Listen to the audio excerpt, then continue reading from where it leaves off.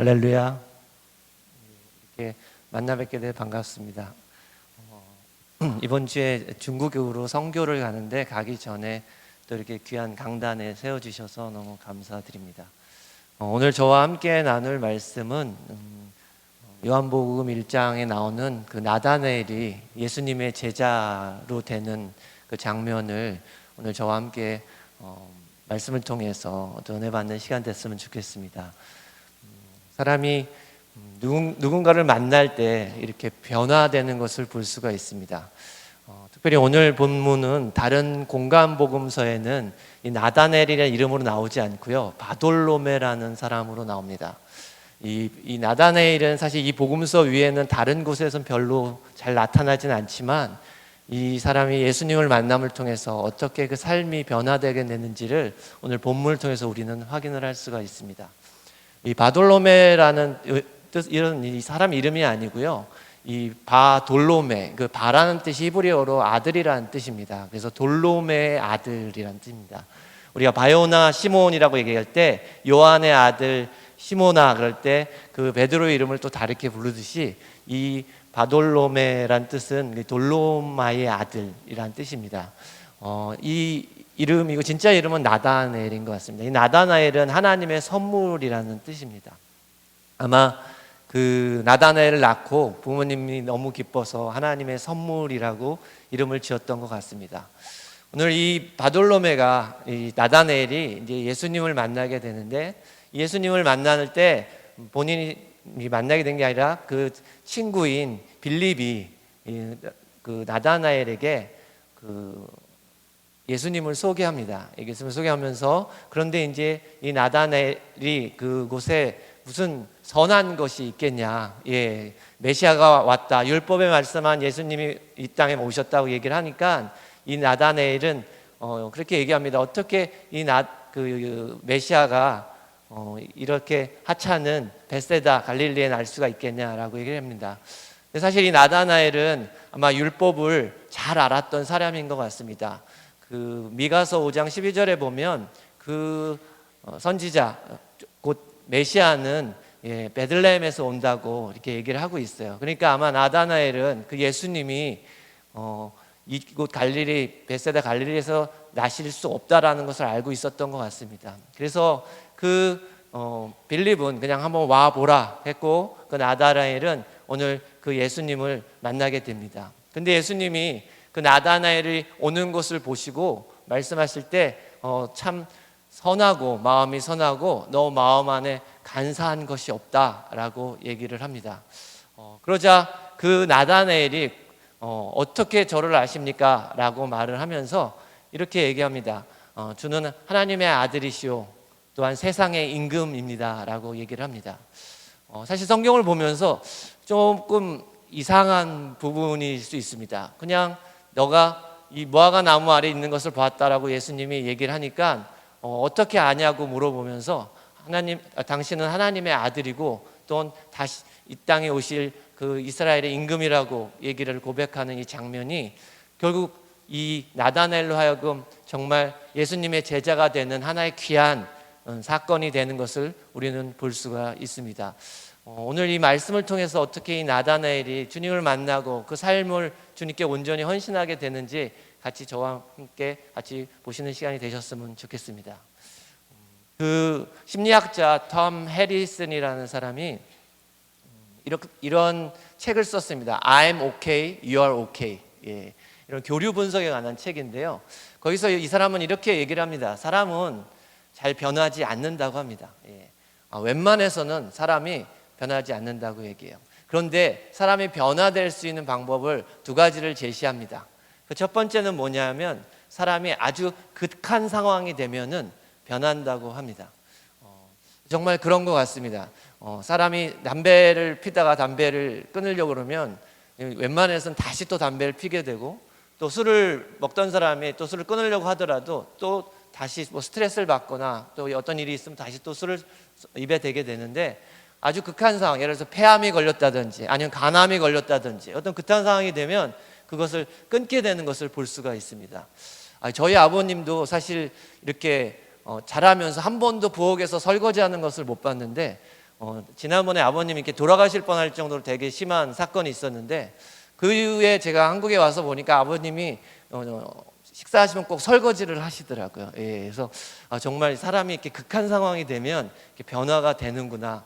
예, 그래서 사람이 극한 상황이 되면 이렇게 변할 수 있는 것을 우리는 볼 수 있습니다. 특별히 성경에서도 그 창세기 16장하고 17장을 이렇게 보면요, 아브라함을 하나님이 부르셨는데 사실 아브라함에게 하나님이 축복하십니다. 그리고 너를 통하여 자손을 하늘의 별처럼 또 이 바다의 모래알처럼 그렇게 주신다고 약속하셨지만 시간이 지나도 이 아브라함에게 하나님이 자녀를 주지 않자 자신이 이것을 힘대로 자신의 의지대로 변화시키려고 하는 것을 볼 수 있습니다. 그래서 자신의 종인 엘리에셀을 자신의 양자로 맞아들이고 싶었던 마음도 있었고요.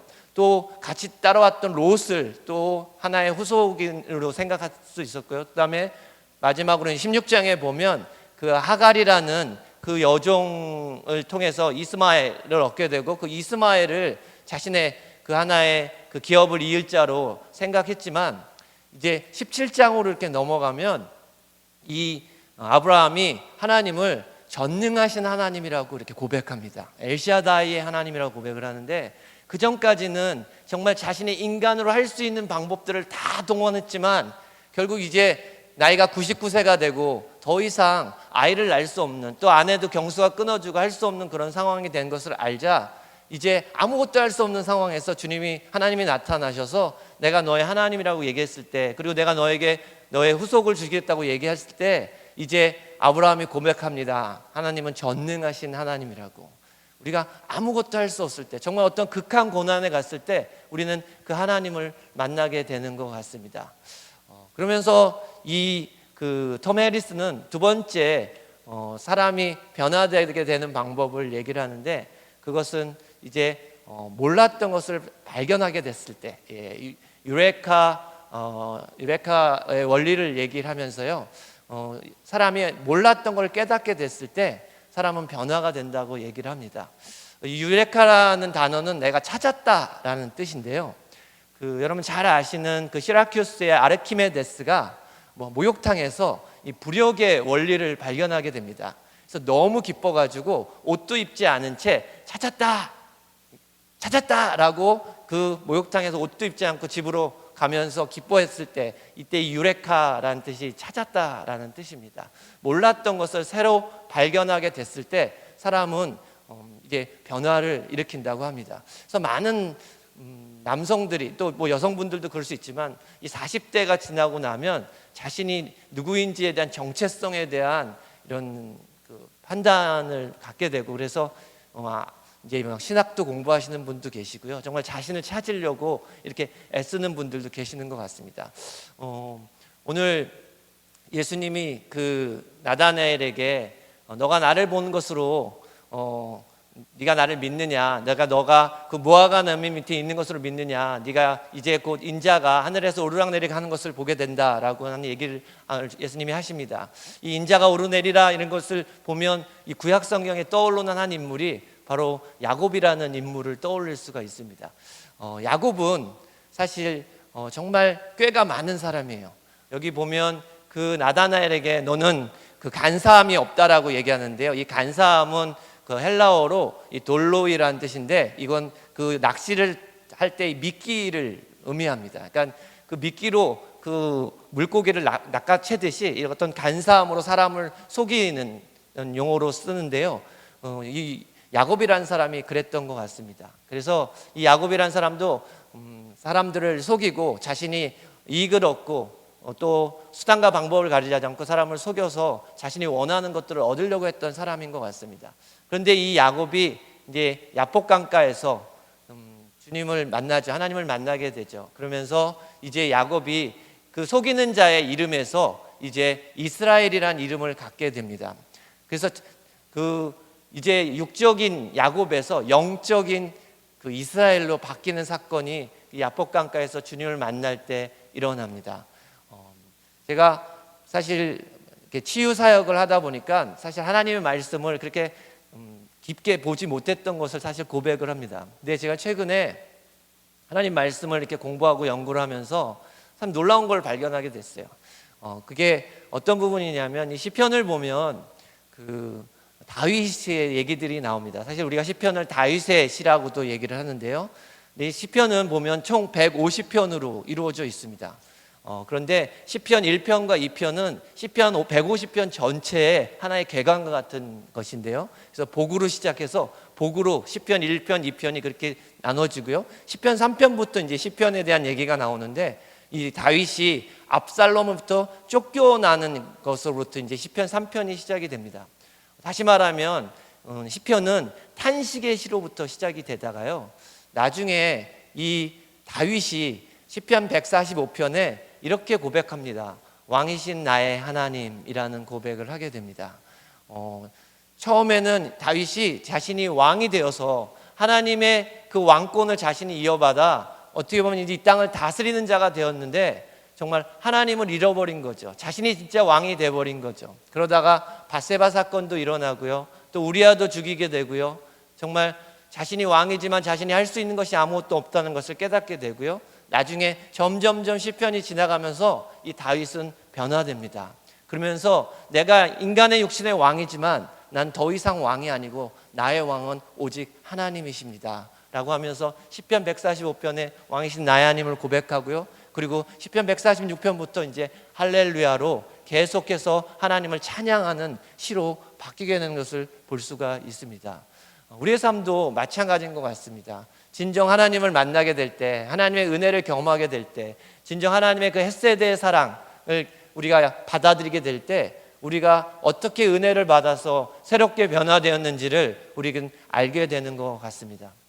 오늘 이 나다나엘이 그 예수님을 만났을 때 그 정말 변화되었던 한 가지를 제가 더 추가를 드리면, 사실 이 나다나엘은 정말 자신의 마음을 들켰고 또한 예수님이 그 나다나엘의 마음이 어떤 것인지를 보셨던 것 같습니다.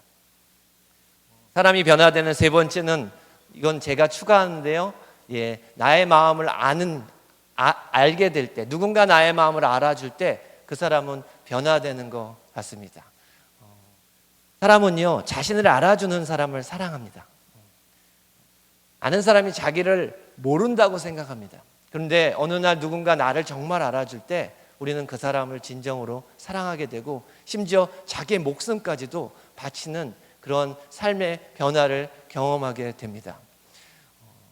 예전에 제가 봤던 영화 가운데 I am Sam이라는 영화가 있습니다. 이 영화를 보면 한 아이가 있는데 그 아이가 이제 그 아버지가 그 어떤 정신 지체를 갖고 있죠. 7살 지능밖에 안 되는 그런 정신 지능력을 갖고 있습니다. 그런데 이 딸을 키우는데 이 딸을 얼마나 사랑하는지요. 정말 이 딸이 자기 딸인지 아닌지도 잘 모릅니다. 그런데 너무너무 사랑해서 같이 생활하고 또 잠잘 때 아이한테 책을 읽어주고 아이의 일거수일투족을 계속 지켜보고 사랑해주고 또 그 아이와 그런 사랑을 나누는데요. 그러다가 어느 날 이 아이가 7살이 되니까 이제 8살이 돼 가는 이 아이를 그 사회복지기관에서 아이를 뺏어갑니다. 7살밖에 안 되는 아버지가 이 아이를 더 이상 키울 수가 없다. 그래서 이 아이를 뺏어가는데 그 아버지가 그 아이를 잊을 수가 없어가지고 그 좋은 변호사를 고용을 합니다. 그래서 그 아이를 다시 찾아오려고 하는데 그 법정에서 하는 이야기입니다. 거기서 그 판사와 검사가 그런 얘기를 합니다. 당신은 7살 지능밖에 안 되는데 이 아이를 좀 더 좋은 집안, 그리고 IQ도 높고 또 잘 사는 집안에 아이를 보내게 되면 당신보다 그 아이를 더 잘 키울 수 있지 않겠느냐, 이렇게 얘기를 합니다. 그럴 때 그 아버지가 이렇게 얘기를 합니다. 맞다고, 당신 말이 맞다고. 아마 IQ가 더 높고 나보다 더 똑똑한 부모가 이 아이를 키우면 이 아이가 더 잘 클 수 있을 거라고. 그런데 그 부모들은 이 아이가 누군지 모른다고. 그런데 나는 이 아이가 누군지 안다라고 얘기를 합니다. 자신이 누구인지를 알아줄 때 우리는 변화되는 것 같습니다. 오늘 그 나다나엘이 이런 얘기를 합니다. 내가 무화과 나무에 있었던 것을 당신이 정말 어떻게 아십니까? 라고 얘기를 합니다. 근데 이 말씀은 되게 의미 있는 말씀이에요. 이 말씀은 우리가 구약을 이해하지 못하면 이 신약의 이 말씀이 무엇인지 잘 이해를 못합니다. 우리 성경 말씀 한번 같이 좀 찾아봤으면 좋겠습니다. 우리 열왕기상 4장 25절을 한번 같이 보도록 하겠습니다. 열왕기상 4장 25절입니다. 함께 읽어보겠습니다. 시작. 솔로몬이 사는 동안에 유다와 이스라엘이 단에서부터 부알세벨에 이르기까지 각기 포도나무 아래와 무화과나무 아래서 평안히 살았더라. 이스라엘의 역사에 가장 평안과 또 안정기가 언제였냐면 바로 이 솔로몬의 시대였습니다. 그런데 지금 본문의 말씀처럼 유다와 이스라엘이 단에서 부엘세바까지 그들이 어디에서 편안하게 살았다고 말합니까? 포도나무와 무화과나무 아래서 살았다고 얘기합니다. 그래서 이때 이 당시 예수님 오실 이 당시에 모든 사람들은 누굴 기다렸냐면 바로 다윗과 솔로몬과 같은 그 메시아가 오면 우리가 이렇게 평안히 살 수 있을 거라는 기대함을 가졌습니다.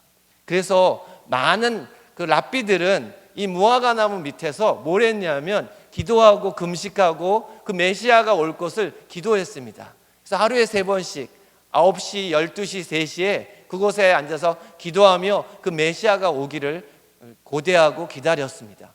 우리 성경 말씀 하나 더 찾아보겠습니다. 미가서 4장 3절로 4절입니다. 미가서 4장 3절로 4절 같이 또 한 목소리 읽어보겠습니다. 시작. 많은 민족을 사이의 일을 심판하시려 먼 곳 강한 아람 사람을 판결하시리니 우리가 그 칼을 쳐서 보습을 만들고 창을 쳐서 낫을 만들 것이며 이 나라와 저 나라가 다시는 칼을 들고 서로 치지 아니하며 다시는 전쟁을 연습하지 아니하고 각 사람이 자기 포도나무 아래와 자기 무화과 나무 아래에 앉을 것이라. 그들을 드럽게 할 자가 없으리니 이는 만군의 여호와 같이 말씀하시니라.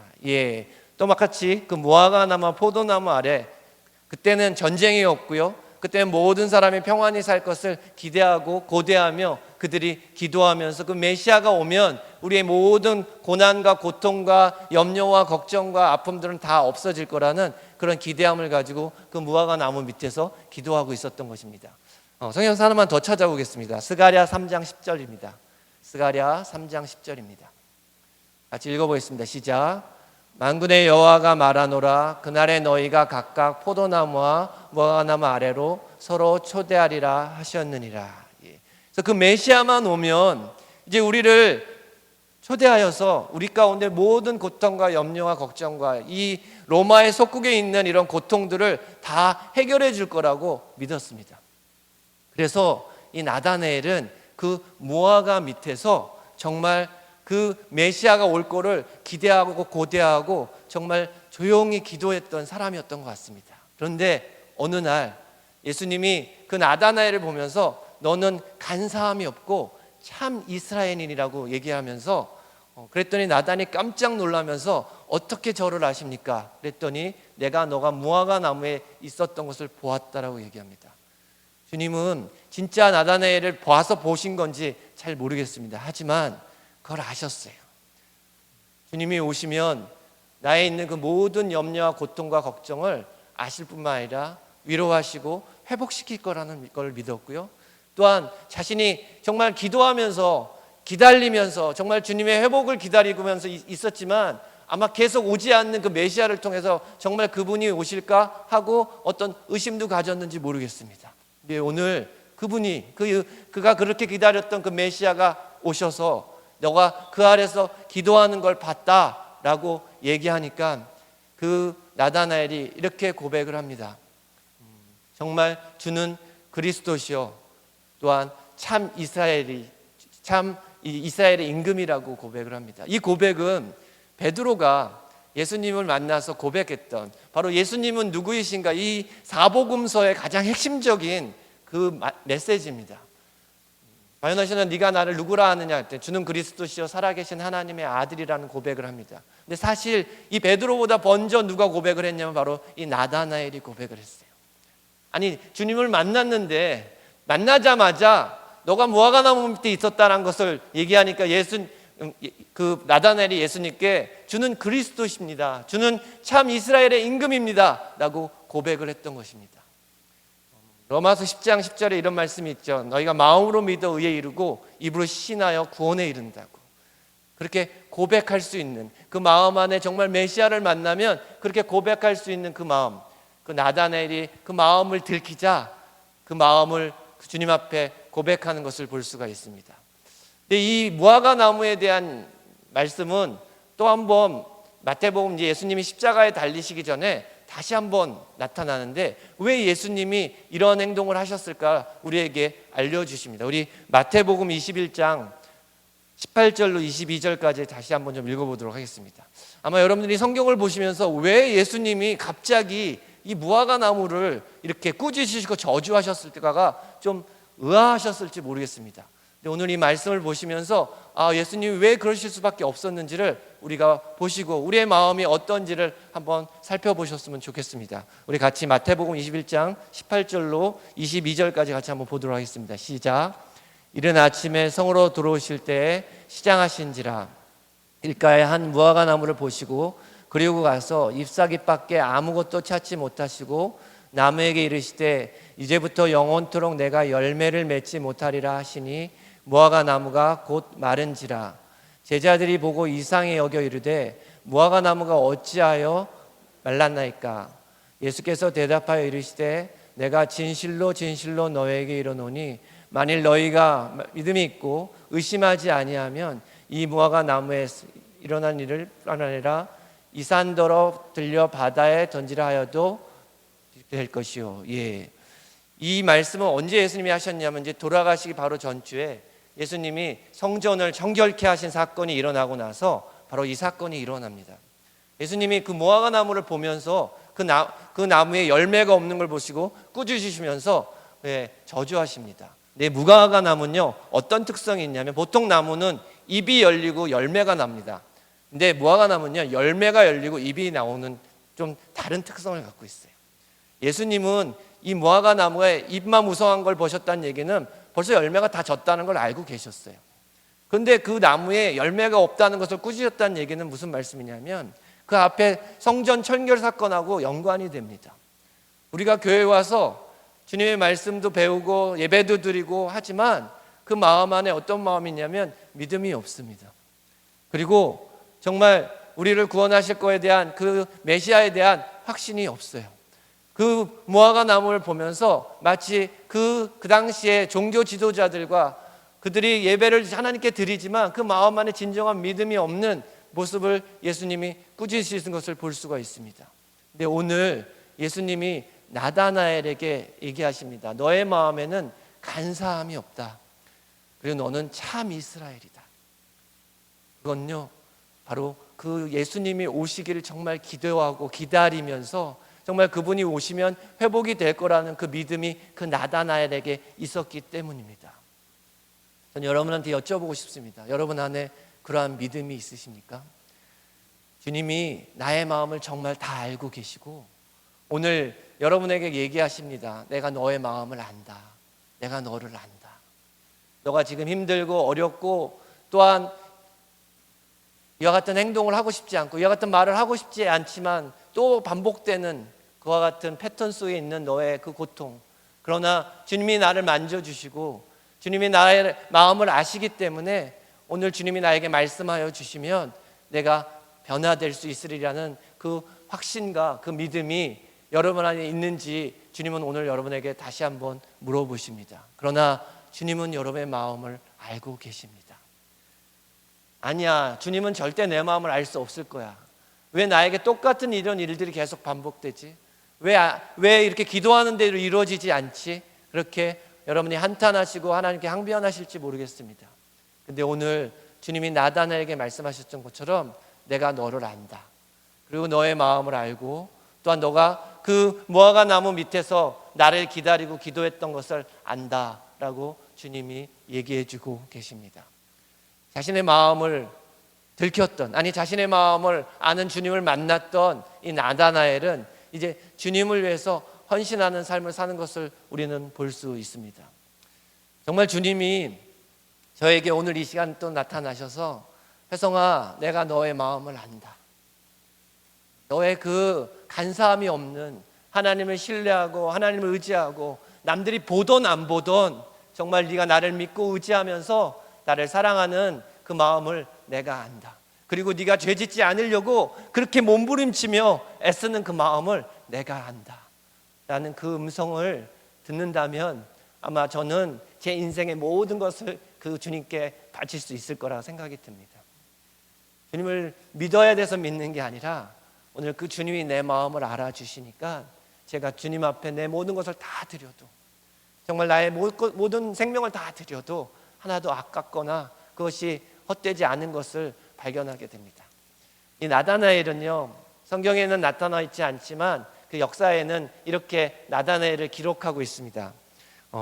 나다나엘의 그 마지막 인생 가운데 나다나엘은 그 브리기아와 헬라호리스와 알메니아와 인도 등지에서요 복음을 전파했다고 전해지고 있습니다.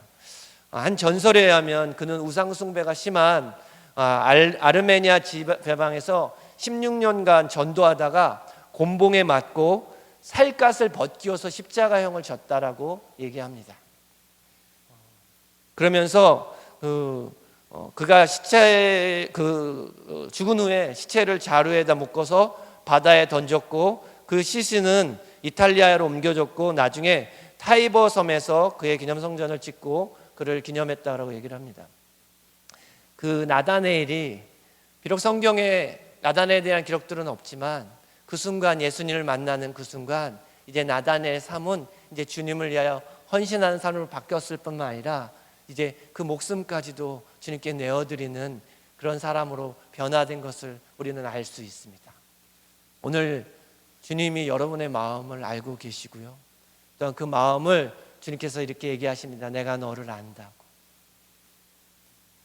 너의 마음을 알고 또한 너의 지금 현재 상황을 알고 너의 현재의 고통을 안다고. 그 주님을 오늘 만나시는 시간 되시길 주님의 이름으로 축복합니다. 그렇게 될 때 우리의 삶을 주님께 온전히 헌신하고 내어드릴 수 있는 저와 여러분이 되실 줄 믿습니다. 우리 이 시간에 좀 같이 좀 기도했으면 좋겠습니다.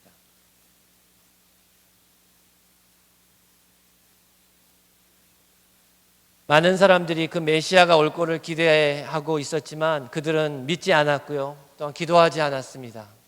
근데 이 나다나엘은 무화과 나무에서 언제 오실지 모를 그 주님을 기도하며 기다리며 정말 간절히 소망했습니다. 그분을 만나길 정말 소망했습니다. 근데 그 주님이 오셔서 그 나다나엘에게 말씀하십니다. 너 마음에는 간사함이 없다. 너는 참 이스라엘인이라고 말씀해 주십니다. 그 야곱이 그 마음 안에 간사함으로 육적으로 자기가 뭔가를 해보려고 했다가 정말 아무것도 할 수 없는 그 상황 속에서 그 주님을 만나고 그 장소를 브니엘이라고, 내가 하나님을 만난 곳이라고 얘기했던 것처럼, 하나님, 그리고 나서 그 야곱이 정말 영적인 이스라엘이 됐던 것처럼 하나님, 오늘 나의 마음을 아시는 주님을 만나길 소원합니다. 하나님, 때때로 정말 아무리 노력하고 아무리 발버둥 치지만 하나님이 이 죄악의 패턴에서, 이 죄악의 굴레에서 벗어나기가 참 힘듭니다. 이 죄악의 유혹에서 이겨나기가 참 힘듭니다. 하나님, 그러나 오늘 그 나다나엘이 예수님을 만난 것처럼 오늘 저도 그 주님을 만나길 소원합니다. 나의 마음을 아시는 그 주님을 만나기를 소원합니다. 그래서 하나님, 정말 나의 삶을 온전히 주님께 헌신하고 드리기를 소원합니다. 하나님, 내 마음 안에 주님을 믿는 그 믿음을 허락하여 주시고 하나님, 인내하며 기도하며 주님 앞에 나아갈 수 있는 자들에게 도와주시옵소서. 지금 환경은 똑같고 하나도 변화되는 것 같지 않지만 오늘 분명히 말씀하여 주셨습니다. 내가 너의 마음을 알고 내가 너의 기도를 듣고 내가 너가 누구인지를 안다고 오늘 말씀하여 주셨습니다. 하나님, 그 하나님을 내가 만나기를 소원합니다. 그 주님을 내가 만나기를 소원합니다. 주님, 내 마음을 만져주시옵소서. 주님, 나에게 말씀하여 주시옵소서. 주님, 그래서 정말 주님과 동행하는 삶을 살게 도와주시고 악을 피하는 삶을 살게 도와주시고 악과 싸워 이기는 삶을 살게 도와주시고 정말 주님이 원하시는 그 사명을 감당하는 자 되게 하여 주시옵소서 하고 이 시간 같이 통성으로 함께 기도하도록 하겠습니다. 하나님 아버지, 감사합니다. 그렇습니다. 주님이 나의 마음을 아시고 나의 생각을 아시고 하나님, 정말 내가 누구인지를 아시는 줄 믿습니다. 하나님, 정말 고난과 고통과 역경 속에서도 하나님 정말 주님 앞에 엎드려 기도하게 도와주시옵소서. 정말 주님이 나의 마음을 아시고 정말 주님께서 내가 누구인지를 아신다고 말씀하셨습니다. 정말 주님을 믿는 믿음으로 나아가게 도와주시옵소서. 성령 하나님 오시옵소서. 정말 무화과 나무 밑에 있었던 그 나다네를 보셨던 주님, 하나님 정말 이 성전에 나와 기도하는 은밀한 곳에서 주님을 찾고 있는 정말 주님 앞에 기도하는 그 음성을 들으시는 주님, 하나님 우리의 기도가 하나도 땅에 떨어지지 않는 줄 믿습니다. 하나님 우리의 기도를 들으시고 우리에게 말씀하시는 주님, 오늘 그 주님을 만나며 하나님 우리의 삶 속에서 주님이 누구인지를 발견하는 귀한 삶 사시기를 축복하여 주시옵소서. 우리에게 그런 믿음을 허락하여 주시옵소서. 정말 기도하게 도와주시고 정말 주님이 나와 함께 하시고 나를 하시며 나를 인도하시는 주님을 깨닫게 도와주시옵소서. 하나님 정말 주님 가운데 찬양이 거하는 자 되게 도와주시고 정말 주님이 누구인지를 도와주시옵소서. 정말 우리의 삶 가운데 정말 주님이 누구이신지 발견하는 자 내 은혜를 만나는 자 되게 도와주시옵소서. 하나님 내가 무엇을 해서가 아니라 하나님 내가 아무것도 하지 못했으나 내가 아무것도 할 수 없는 상황이지만 주님이 나를 만져주시고 만나주시며 회복하시며 치유하시며 인도하시며 나아가게 성령 도와주시옵소서. 오늘 우리에게 마음의 그 믿음을 허락하옵소서. 하나님 좀 마음을 진심 하나님 계속되는 그 흔들리게 하나님 죄악 속에서 하나님 사랑하는 그 하나님 너무 익숙한 삶으로 고백합니다. 하나님 우리 하나님 주님을 만나며 주님 안에서 회복된 삶을 살기 소원합니다. 하나님 나를 하시는 나의 마음을 하시는 나의 마음을 만져주시고 오늘 말씀하여 주시옵소서. 내가 너를 한다고 말씀하여 주시옵소서.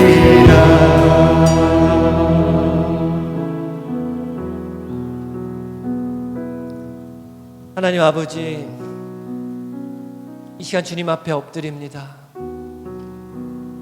나를 나보다 더 잘 아시는 주님, 세상에서 살아가면서 하나님 때로 힘들고 좌절되고 정말 죄를 짓고 싶지 않지만 또 죄 가운데 빠져있는 저의 모습을 보게 됩니다. 하나님 도와주시옵소서. 아무리 기도하고 아무리 주님 앞에 나오지만 또 반복되는 나의 죄의 패턴과 죄의 굴레들을 보게 됩니다. 하나님 용서하여 주시옵소서. 네, 오늘 주님께서 말씀하셨습니다. 내가 너의 기도를 듣고 있다고. 하나님 우리가 은밀하게 주님한테 드리는 그 모든 기도들을 하나님 들으시는 줄 믿습니다. 또 하나님 잊지 아니하시고 찾아오셔서 내가 너를 안다. 네가 얼마나 지금 힘들게 이 싸움을 싸워가고 있는지 안다. 그리고 내가 너와 함께하고 내가 너를 지키겠고 그러면 너 두려워하지 말라고 하나님 말씀하여 주십니다. 하나님 오늘 그 나다나엘이 주님을 만났던 것처럼 그 마음에 아무도 자기를 기억해 주지 못하고 아무도 자기를 모를 거라 생각했던 그 마음이 들킨 것처럼 오늘 저희에게도 말씀하여 주시옵소서. 세상 사람들은 너를 모르지만 나는 너를 안다. 내가 너를 창조하였고 내가 너를 지었고 내가 너를 키웠고 내가 오늘 너와 함께 한다고 하시는 그 하나님의 음성을 듣게 도와주시옵소서. 하나님 포기하지 않게 도와주시고 하나님 우리 안에 있는 그 의지들을 꺾여지지 않게 도와주시고 다시금 주님 앞에 무릎 꿇겨 나아가게 도와주시옵소서. 그리고 주님의 음성을 듣게 도와주시옵소서. 하나님 그 나다나엘이 정말 평생에 주님을 만난 그의 삶이 변화됐던 것처럼 하나님 우리의 삶이 주님을 만난 이후의 삶이 변화되게 도와주시옵소서. 그래서 하나님 악을 멀리하며 하나님을 경외하는 삶을 살아갈 수 있도록 하나님 축복하여 주시옵소서. 사람의 눈을 의식하는 것이 아니라 하나님 누가 보던 보지 않던 나를 바라보시고 나의 기도를 들으시고 나와 함께 하시는 그 주님을 바라보는 저희들 되게 축복하여 주시옵소서. 그래서 하나님 우리의 생명까지도 정말 기꺼이 주님 앞에 드릴 수 있는 우리 될 수 있도록 인도하여 주시옵소서. 성령님 여기 계신 당신의 백성들의 마음을 만져주시고 정말 하나님 몸부림치는 그 죄와 싸우기 위하여 몸부림치는 하나님 그 마음을 주께서 아시는 줄 믿습니다. 하나님 그래서 여기에 나왔습니다. 하나님 정말 회복하기 위해 나왔습니다. 정말 하나님께서 태초에 창조하셨던 그 원래의 모습으로 돌아가기 위해 이곳에 왔습니다. 하나님, 우리의 마음에 있는 모든 죄악을 주의 말씀 안에 드러내시고 하나님 주께 고백하게 도와주시옵소서. 주는 그리스도시요 이스라엘의 임금이로서이다라는 그 고백이 우리 가운데 선포되게 도와주시옵소서. 그러하기 때문에 우리 안에 두려움이 없고 하나님 이 세상을 능히 이길 수 있는 줄 믿습니다.